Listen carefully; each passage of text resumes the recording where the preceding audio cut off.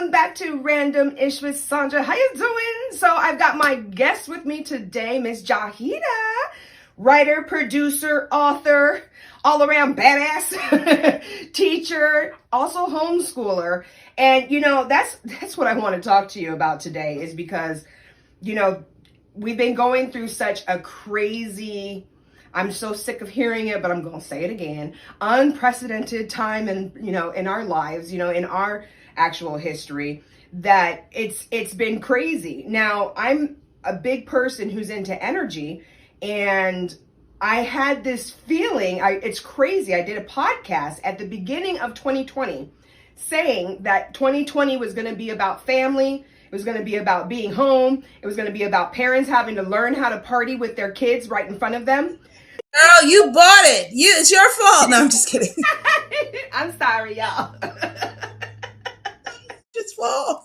It's my fault. I'm sorry. You manifested this. In the beginning of my first book, Manifest Beauty, the beauty is your life, I literally wrestled with the first line. I wrote it because I channeled the information, so it's my words, but some of it's my words and some of it's not. And the first line is like making this thing up as we go along. After all, it's not called knowing medicine. It's called practicing medicine. I did read some of that, and that was a great line. It's practicing. We're always practicing. And I felt really bad and guilty, like, who am I to say that about the doctors? But the truth is that we are practicing. And with the pandemic, I'm like, oh, damn. And like, that line was even proven more to me. It was like the guide said, do you see what we're saying now? Yep. Speak out of context, and you wasn't talking smack to her. We are here exploring and creating, and you are an unbelievable creator. Hello. So I was in one of her productions. So fun. I just found the DVD. Oh my gosh. I am like... Who even uses DVDs now, right? Oh my God, I know, right? I have been looking for that DVD forever, and it was like inside, this is what's bad, is it was inside a Pilates DVD. So there's the Pilates DVD. That's the question, right? I should have been doing, you know what I'm saying? The Pilates DVD was in there too. Had I been doing the Pilates, I would have found it, years ago. It's bad, but it is what it is. I found the DVD and it was so good. 69 ain't just a number. So can I have your permission to put that up on the channel? I'm promoting my blended garden book as a preschool teacher. We're promoting everything. Part of me too. But that's a whole nother side, girl. So, you know what? I really want, when I'm fully retired, I'm going to promote the heck out of that play. Please. But I have not been passionate about promoting it because, I'm a preschool teacher. It was all about the psychology of sex and people are funny. And yeah, it's very over the top. Very, very true. But it would, especially now. I literally have been telling this woman that since I saw I was like, this needs to be like a musical. This needs to be on Broadway. You need to sell this thing. Oh my goodness gracious me, oh my. Well, the last show we did, we sold out at Caroline's, and Tom Arnold was in the front row, and he was like, hey, that character there reminds me of my wife, Roseanne. One day, when I'm ready to get back to that, you're the lady I'm calling. Woohoo! I'm saying, because it was, oh man, so dope. So I already know, since that was such a great production and you put so much thought and passion into that, I already know this new project, and I saw the cover for it, is gorgeous. It's beautiful. So please, it's called Blended Garden, and it's available on Amazon right now. Please tell us, what is the book about, and where did you get the inspiration from it? Well, I am an avid gardener. I grew up watching my mother garden and bring inside like huge squashes and 50 tomatoes. So I grew up with that. So took over, inherited this house. I was filled with a backyard full of weeds as tall as God knows what. So I became an avid gardener, and I'm not the kind of gardener that likes to say my tomatoes are here and my this is here and I just let I let ish grow where it's supposed to grow. That's how I feel like, it should be. So my garden is like a jungle bush. Okay. Beautiful jungle bush. So every summer I go out and there's flowers everywhere, mixing and mingling, morning glories wrapping around sunflower seeds and sunflowers. It's just pretty awesome. So I was out one day in my garden and I was just like, wow, this is really cool. And I was just taking in how I garden Right. and how I don't separate and sort and measure, and I just let it be. You're gonna grow how you're gonna grow. Right. I'm a spoken word artist. I sing and I write poetry. So I'm in the garden just chilling with my wine, and I start once upon a time in a colorful garden, and and the words just started coming. And when you're a writer, you choose what to put on paper and you choose what to be like, that's gone. It's never gonna be seen again. Right. So I ran inside and I just wrote it on like a napkin or something. And then I showed it to Kyle. I was like, oh, Kyle, come here, listen to this. And he was like, yeah, okay, Mom, I'm going back to play my video games. So I just typed it up. And then, you get into that creative mode and you type it up and you say, well, what am I going to do with it? And I thought to myself, I've written so many things. Like I literally threw away a bag that was 50 pounds. I threw it away. Why? Why? I couldn't take it anymore. It was my ex-boyfriend's bag. Oh. I had been looking at this bag for years and years, and it's sitting in my attic, filled with scribbles of paper over 20 years. And it was so heavy. And I was clearing things out because I was moving and buying a house somewhere else. And I just said, I'm not going to read everything. I took some things and kept, and I just threw it in the garbage, Wow.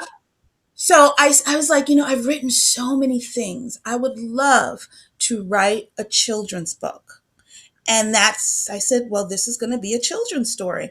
But the message behind it is all about inclusion, about diversity. And I homeschool because I have a child who was preemie. So he went through speech and OT and all that stuff you got to go through when they're little. And when he went to public school, finally, he had a horrible experience with his second grade teacher. So horrible that I had to take her to court. That's what I was going to ask. Like, how did you even get into the homeschooling? So it was an incident that actually happened. Yeah. So this teacher had been verbally abusing children for years. But because I live in an environment where it's a lot of immigrants, some people don't speak the language, she'd been getting away with it. And she had a record like this long. What? Told her, you have one more complaint to come to you. And she got my child. The wrong one. She messed with the wrong one. Yes, sir. Oh my goodness. So it didn't take long because, I was on social media. I put up all the stop verbal abuse, do this. I had every email. The superintendent, I remember he called me. I was in a staff meeting because I was calling his office every day. He called me. I had to step out of my staff meeting, went in the bathroom. I said, hello. He said to me, he didn't even say hello. He said, Miss Diab, if you call me one more time, I will sue you. So I said, okay, sir. Well, then you tell me who cuts off the heads and I will call them. And he gave me the number, who cuts off the heads, and I called them and I started harassing them. I harassed anyone who would listen. I went all around my neighborhood. I started finding out all kinds of information about this teacher, pulling people, documenting everything. And finally, I had my day in court.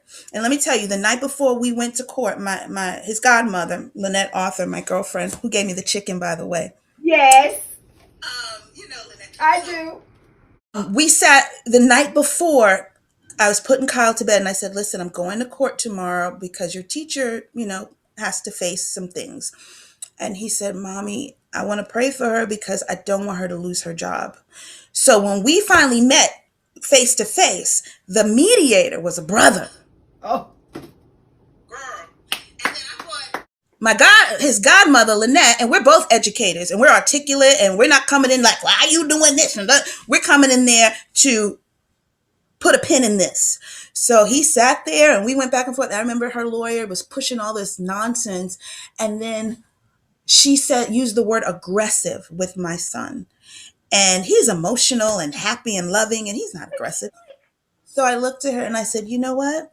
The little boy that you want to point out as aggressive wanted to pray for you last night. He wanted to pray that you wouldn't lose your job. So anyway, after all that, I had already pulled him out. So that's going back to why I homeschooled, because he was in an inclusive classroom. You understand?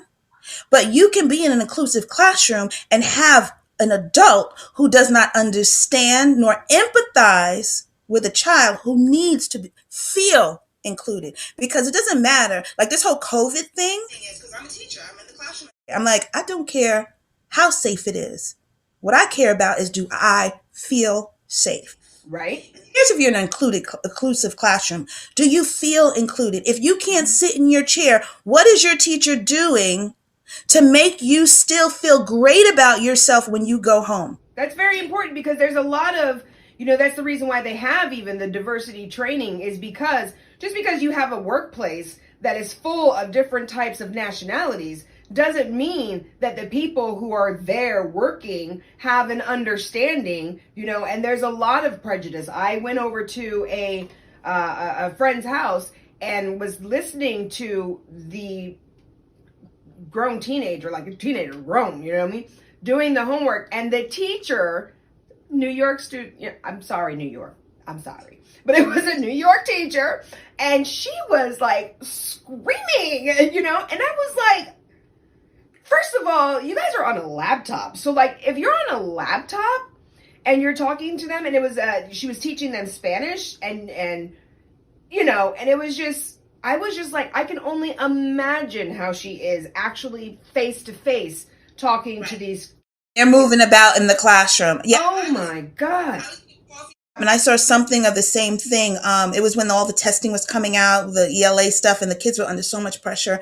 So I would have to take Kyle to the library to meet with his tutor because he was homeschooling. So I would go have coffee. So there was a little cafe across the street, and there was a little Spanish girl. I don't know where she was from, but she was Spanish, and she was with her, I guess, teacher, because everyone was getting teachers for them to pass the test. This teacher, or whatever she was just like, read it. And the little girl was just freezing up every time she would talk.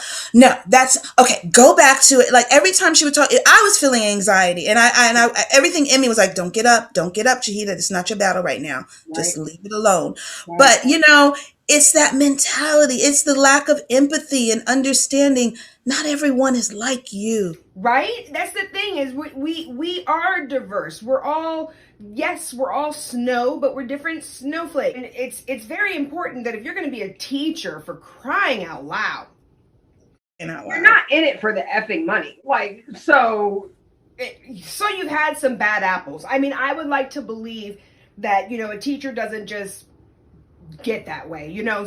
She's probably encountered some rough kids, some hard times. So, you want to say that you're understanding. But truth be told is that you decided to get into that profession, and you should know that you're going to be dealing with kids from all different kinds of backgrounds and all different kinds of learning curves and all different kinds of behaviors. So you're the one who needs to adjust. The kid doesn't need to adjust. You're the one who needs to adjust.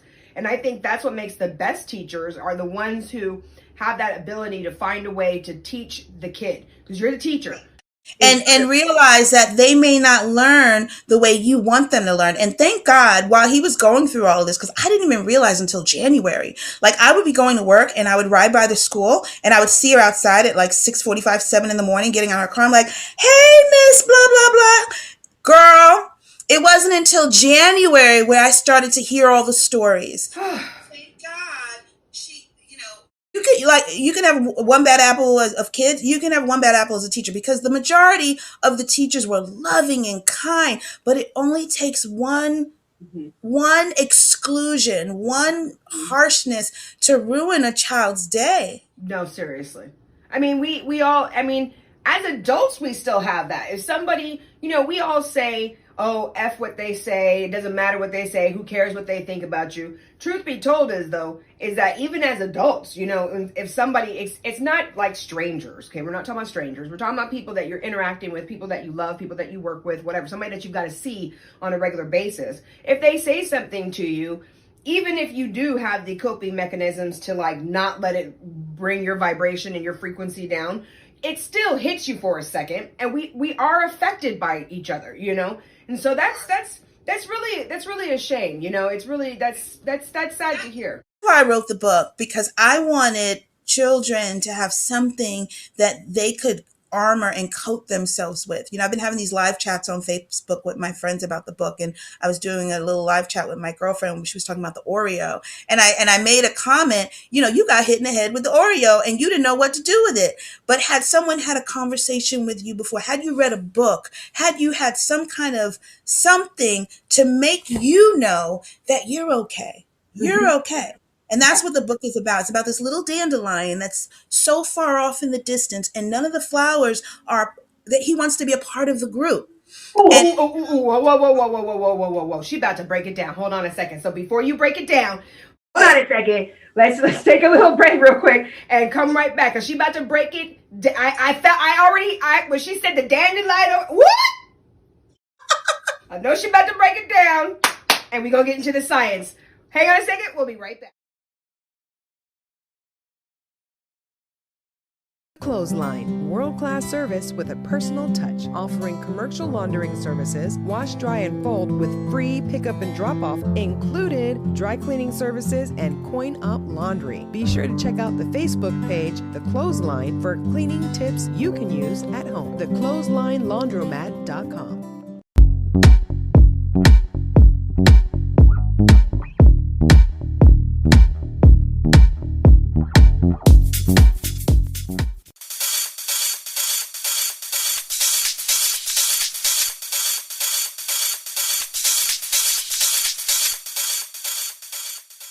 Hey, welcome back to Random Ish with Sandra. How you doing? What's cracking? I've got Jahidah with me, and we have been having a great discussion about the homeschooling. She's a teacher, producer, writer, author. Well, when I say writer, I mean writer of like screenplays, and then also author, because that's two separate different things. This girl is talented, and she's getting ready to break down for us the blended garden, because we were having a deep discussion, and I know she's about to break it down into what I already know. I'm going to love this because I've taken a picture that's very similar to what she's about to. So lay it on in. The book is called Blended Garden. It's available on Amazon Kindle. I'm sure if you have the Kindle Reads or whatever, you probably can read it for free, and she'll get a little coins from that. So I definitely go and check it out. Now, please tell us, give us the whole. see, I love you so because you get that. So basically, the star of the book, someone called it that, is the dandelion. And the dandelion, the illustrator, Anna O'Donnell, she's amazing. And when you see the illustrations, they're amazing. So you see this dandelion who's far off in the distance, and he sees this whole, field of flowers, and he wants to be a part of the field of flowers. But the gardener has a whole nother agenda. And basically, she's into sorting, measuring, and comparing her garden. And so the flowers are trying to convince the gardener, hey, lady, this doesn't make sense. Your garden would be so much more beautiful if you blended us all together. This is not how we're created, to be here, there, here, there, here, there. So, the gardener falls asleep in her wheelbarrow and has this dream. And the illustration of the night, I love. It's like one of my favorite pictures in the book. So she's dreaming, and at night, overnight, the dandelion, the magic that was inside of him, allowed him to transform while she was sleeping. And so it transformed, and it soared over the gardener, over her. So when she woke up, this was her dream. She's having this dream. She woke up and she had been transformed, and she decides, this dream was beautiful. I saw this beautiful garden, and I will no longer sort my flower friends. But before all this happened, the flowers also protested. And I was writing this during the protests. Oh my gosh. Yeah. So the flowers were protesting, like, this makes no sense at all. We want to be friends, And then so the book ends. It's a happy ending where, you see her holding all her bouquets, and she says, dandelion, blow this way and that way, and land where you may. You are part of my garden, and here you will stay. Some think backs. What if it wasn't a happy ending? What if the dandelion became like a devious dandelion. You know how there are some children who are like, they won't play with me. And then they grow up to be really, they grow up to be jerks. Yeah, yeah. But they didn't have their own transformation. Right. Yeah. Children. And I think that at some point, a child has to understand too, you have to take some responsibility for your development. Yes, I am your teacher. I am your mother. I am your friend, and I will help you develop. But guess what? You have to find your own development in order to be included. Yeah. And you cannot go through life bitter because you've been excluded. Yeah. That's very, as you say that, I had my own transformation as a kid, and I do talk about that in the book, that I went through a time period where it was kind of like, I was angry because I was being singled out, right? And you're either, it's on you, There was a time period that came where I began to realize that yes, these things happen, and I have every right to be upset, and I have every right to be angry. And I won't lie, for a while, sometimes it is fun being bad. You know what I'm saying? Like, I enjoy it too. but I brought it back, and I wouldn't even say sometimes, I really believe that those who have had those personal transformations, that's the reason why they're happy. Like, this is why I'm happy. People are like, oh my God, I love your energy. You're so happy. And I'm like, I'm not happy like this because, I've always been a joyful person, but there was a time period where, people were like, you're a bitch, you're diamond in the rough. You're so rough. Why are you so rough around the edges? Like, You don't know what I went through to get this joy. I earned this joy. Hello, right? Hello, honey.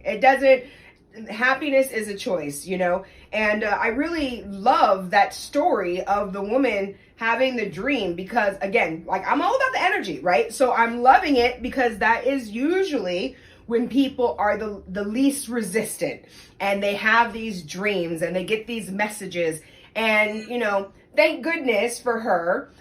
She realized, and woke up and was transformed. But you're right. There's sometimes it doesn't happen. I'm glad that the dandelion stayed happy and did. That's right. Because think about it. What if, what if the gardener built a wall? Hello. And said, all the dandelions stay over there. Okay, you can't be part of this garden. We just built a wall, so you don't belong in this garden. And then, what if she didn't include them? But now what is the role of the dandelion? Does the dandelion say, well, guess what? We were made to transform, so we're going to end up in your garden anyway. Right? And we're going to grow, and you're going to see more of us. Right? So build the wall, because we're coming. We're coming. You can't stop us. How the book ended. But, like you said, there's so many conversations. Like, I've yet to read this book myself to children, like my own classroom. I had a book, Kyle did a reading, and people have been asking, hey, can my class read this book? And it's been great. But I'm really looking forward to reading the book to children, because that dandelion, when you see the visual of the dandelion, you can teach a child empathy just from that one page. What do you think this dandelion is feeling? Being separated. And the thing is, I don't want people to think, diversity inclusion. I've sat through so many diversity inclusion meetings and all that kind of stuff and conferences and everything. And it seems to always come back to black and white. Yeah, and it's so much more than that. I think my spidey senses are up because I grew up in the Nation of Islam. Mm-hmm. And as a child, my social development hearing was the white man is the devil. Right. So you have these two extremes. The white man is the devil, black power, and everything are these two polar opposites. Yeah. So when I got up and got out of my house and lived my life, I was like, I'm going to have a friend from every nation. Hello. And do you notice that every race was in there? Speaking on that, I believe that humanity, we're older than we think, right? But I do think that there's stages that we go through, I don't believe that this is what's happened from eon to eon. There's always been, I think, like the caste system. So there's always been like kings and queens. culture, in all culture. Culture, you know. So I think there's always been kings and queens and then peasants, but if that's how it was, you know what I mean? In my opinion, I just feel like they decided, them people, them folks, they was like, we want that. We're gonna do the same thing, except for instead of it being kings and queens and it only being like a family or, 9 families or whatever, they made it so that it was a national group, or if you look a certain way. And then unfortunately turned that, they're even with brown people, we got the light skin and the dark skin, we got the jokes too, I think that it's very, I'm proud of us. I think we've moved a lot, you know what I mean? But I do think that this is it's a learned something that has been, taught to us. And I believe planetary wise, Sirius, however you want to pronounce it, is moving towards us. And I think that that's the reason why all of the issues of humanity are coming up and bubbling to a surface, is because it's time for us to move to a new level of understanding. And, Renaissance period, the golden age, where creativity, as we're already, as we are already seeing, creativity with humanity is at an all-time high, and it's only going to keep growing. And I really do believe that it's because it's a time in history. And so your book is perfectly timed and is going to be. And I didn't even time it. I really didn't time it. No. I was like, holy moly, this is like such a time as this, right? Because the freaking gods, I'm telling again. So I had another conversation, again, side note again, right? I had another conversation about like the 5th dimension with a person who owns a radio station, the boss at the station I work at. So people who are in radio, when they have cell phone towers, and mathematic people, they are very much aware of there's numbers and system of way of being that's operating this atmosphere, because you can have a broadcast that if you have the tuner and then if it's positioned correctly, because that's what it's about. It's about it being in the correct position and having the receiver pointed at a certain angle and a certain, and then it's able to receive, what is on that wave, It's like back in the day when we had the hanger. It's like, what? Tilt it to the left. Tilt it to the left. Right there. Leave it. Don't move. It's there. Hold it like this. With the foil on the antenna, one leg up in the air. Same thing, different time. It's the exact same thing. And so when you are working with that on an everyday basis, you can relate those things to life very easily. I also think that electricians are also, holders to a lot of knowledge about the way that life works, but they might be equating it to electricity, but it's actually, the way that things work. And I just really think. Just say something about that. This whole inclusion, diversity, anti-racial, all these conversations we're having, and when you're talking about these antennas, it's about a connection. Hello? When your Wi-Fi goes down, what's the first thing that comes up? You're not connected. You're not connected. And I think for me, when I wrote this book, The Blended Garden, it was all about, if we can make it as basic, this is just about connecting. That's it. We don't get to analyze it and just connect. And there's a page in the book where the flowers, they were intersecting and they couldn't connect. And that's what made them mad. They just wanted to connect. And in my real garden, I learned, my garden teaches me about life. Let me tell you, when I was going through a rough time in my relationships, go in my garden and I would just weed. I would pull out the weeds. And while I was weeding, I was like, oh, there's a message in here. Because while I was pulling out the weeds, I was pulling out flowers too. I was just going to say that sometimes when you're weeding, girl, you pull out the good stuff. So sometimes you got to be careful when you're getting rid of stuff. Sometimes you got to keep that bad stuff. Sometimes you got to let. Oh, yes. I sounded a little crazy because I got a little too excited. In my garden, so we could be crazy together, because my garden speaks to me and teaches me things. And now when I watched the morning glory climb up on a huge sunflower and it intertwined and that's all we want to do, is just connect. That's what nature is teaching us, like trees. I'm going to go on a little tangent now, because you got me going with the antennas and the math and all that kind of stuff. Like if you think about the trees, I was like, one day we're going to wake up and these trees, they're going to be gone. They're going to be gone. And we're going to say, where'd they go? Where'd they go? Where'd the trees go? He's going to say, you weren't paying attention to us.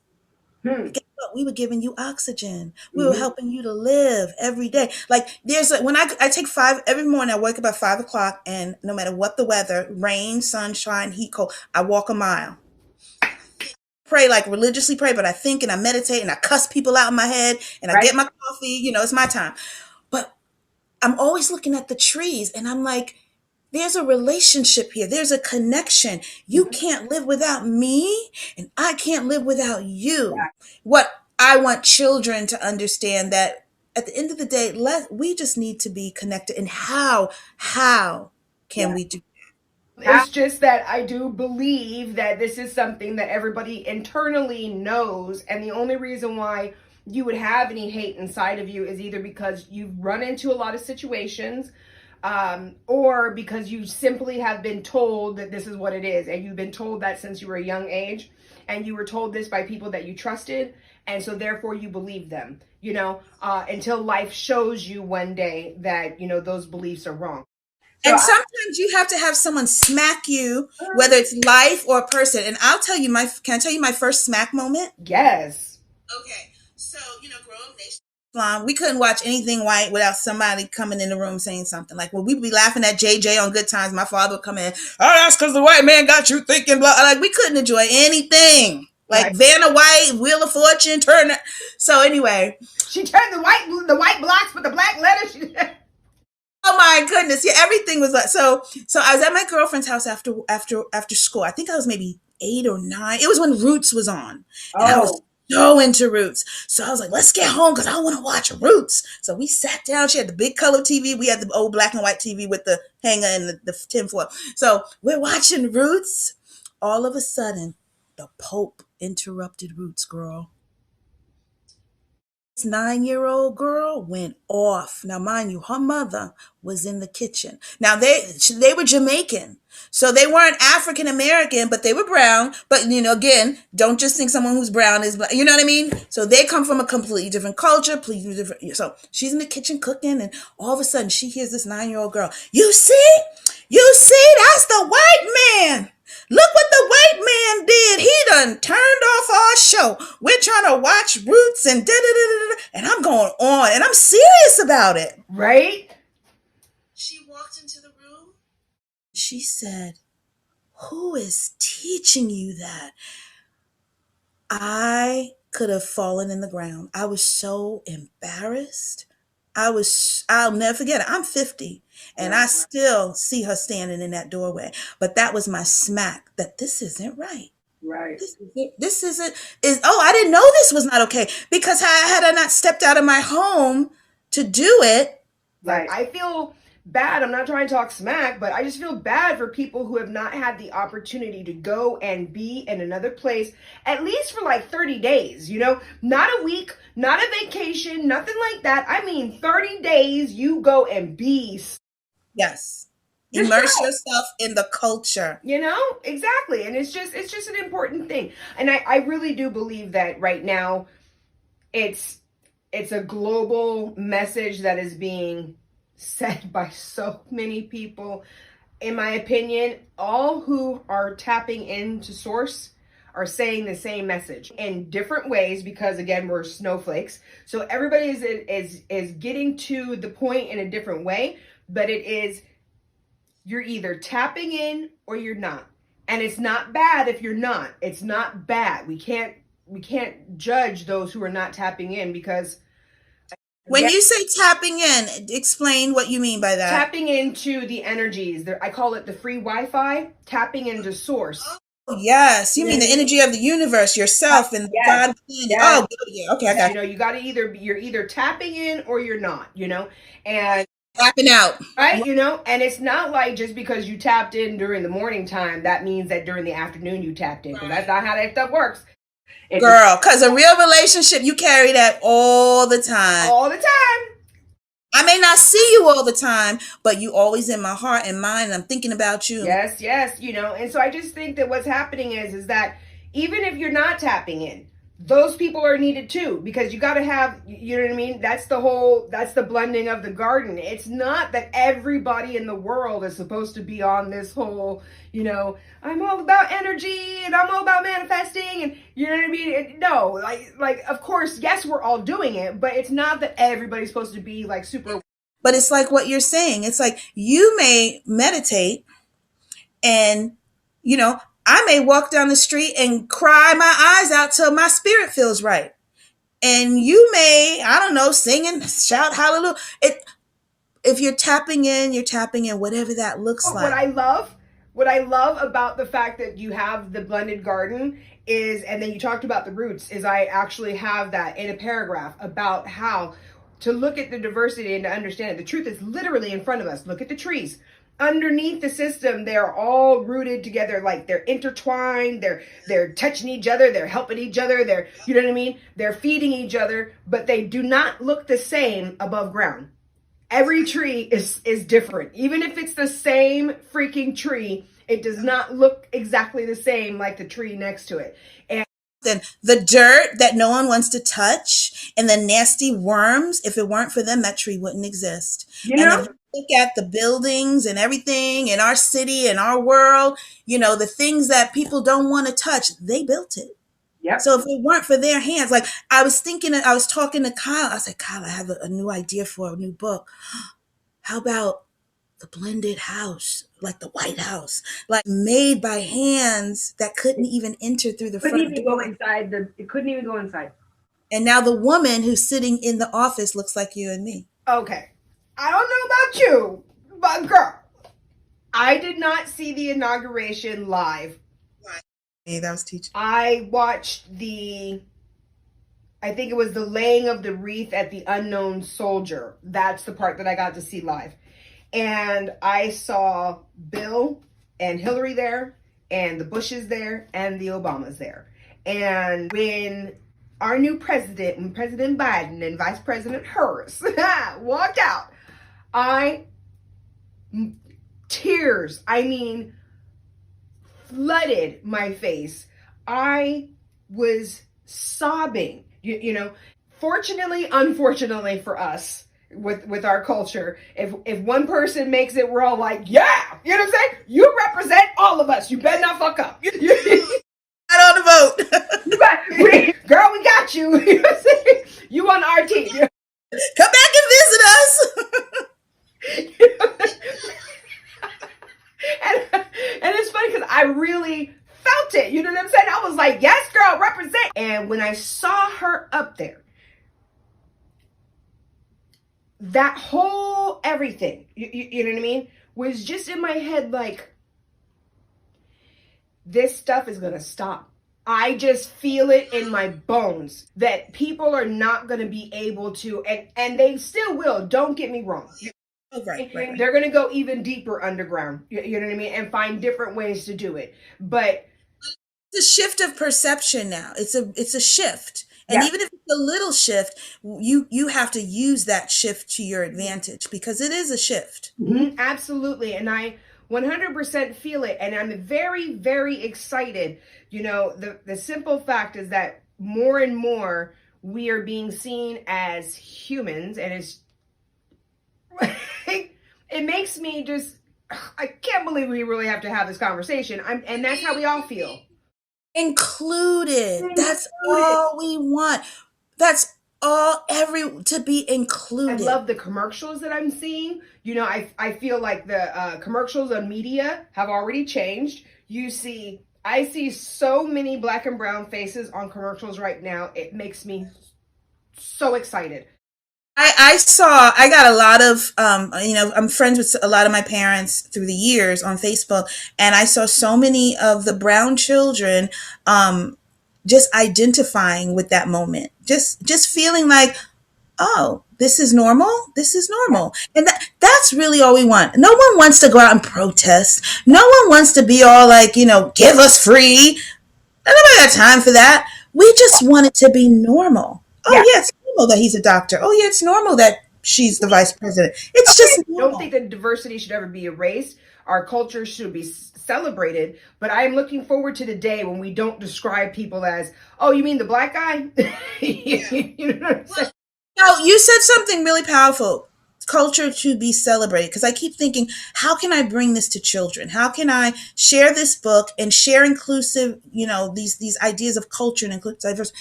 And it's like, just let's celebrate. Mhm. Like, we don't have to be so serious about it. Like if there's someone from another culture, hey, play some music.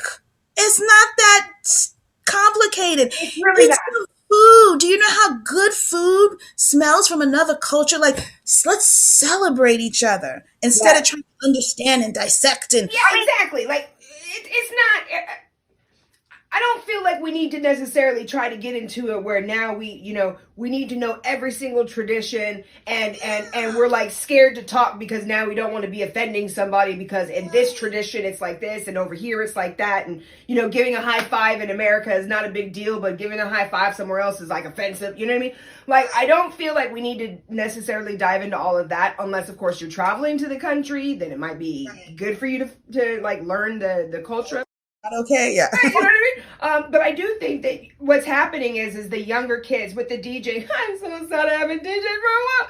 But in 2019, before everything went crazy, when doing the parties, what I noticed is that the younger kids love to listen to their friends' culture's music. Cannot tell you how many parties I played where if there was Indian kids there and it was mostly white, then I played in, like, the white kids would be like, hey, play that song. You know what I mean? And they're all dancing to it. The Spanish music, the Afro beats. I mean, so accessible. All you have to do is type on YouTube international music. Okay. In my classroom, when we have snack, I turn it into an international cafe, and all I do is dim the lights, and I say, "Where are we going today, guys?" Oh, Maria, she's from Peru. Let's go to Peru. And then I put on some Peruvian instrumental music, and we listen. Then one day we went to Cuba because my other friend is from Cuba, and you can enjoy and celebrate it, and it's just fun. We have a lot more fun with each other, and I think that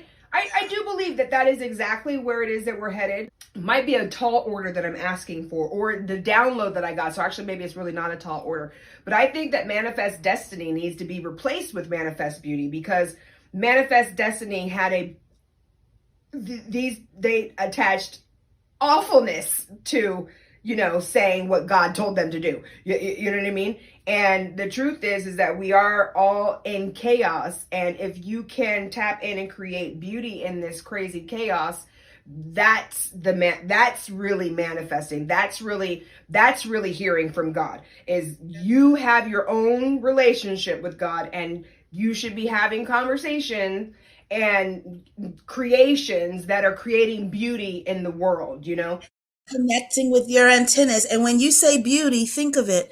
Where do people go to see beauty? In their garden. And just what a beautiful story that you can have a blended garden, and that blended garden is just as beautiful as the red rose garden, Yeah. And the dandelion is not a weed. You know what? Hold on. Here's another little nugget about that dandelion, is because we make wishes on the ugly. That's what we were saying. The wishes. Everyone wants to wish on it. Cure and heal. The dandelion. Right? With the stem and stuff, right? You root. Stem and the you pull up the root. You chop up the root. You make tea. The American Indians used it. I did a whole study on dandelions and classes with children on dandelions, and yeah. So see, there's the meaning and the meaning and the meaning and the meaning. Don't let nobody tell you that you ugly, girl. You belong. You inclusive. I'm just saying. You is lovely. Right? Hello. Important. That's right. You are a queen. So please let everybody know, where can they get the book? Where can they follow you on social media? Because this woman is a teacher, and like she said, she's doing lives. And if you want to have some maybe tips on homeschooling, we prepared you for COVID. So I'm saying, if you really want to get some information about maybe how to handle the children's, she's probably a good person to hit up. So give him your information. Okay, so the Blended Garden, we do Facebook Lives on Facebook. every Sunday at 7. And I try and grab anyone who wants to talk about anything that has to do with diversity and inclusion. It can be anything, special needs, your special needs mom, maybe you're transitioning, anything where you can be excluded, we're going to chat about it.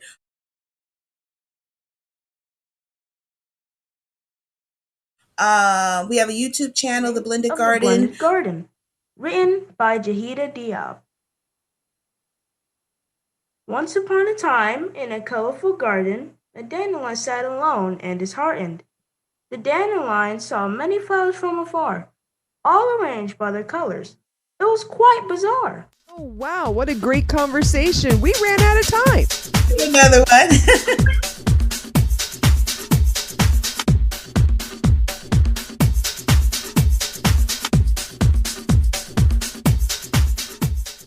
I am so excited. The second book in the series, Manifest Beauty, is out. Yay! Twerk the energy from hoping to knowing. I put that as the title because I want people to know it's about having fun. And twerking is sometimes a little taboo to some people. Yeah. The rules are not the same when it comes to manifesting as it is with motivating or living by society rules. This is a whole new ball game. This is all about the currents of choice. This is all about you and what you prefer and you connecting to source and showing the love to the world that what you get. It's a beautiful, beautiful cycle. I would love for you to check it out. This book goes into depth of the how it is actually working and applying in your life, not just the what the law of attraction is, and not just theory of, well, think, believe, receive, or write it down and visualize. That's not what this is. If you feel so led to check it out, it's available on Amazon.com right now in digital and print form. Manifest Beauty. Twerk the energy from hoping to knowing. Available now. Go to manifestbeauty with 2y's.com. manifestbeauty.com.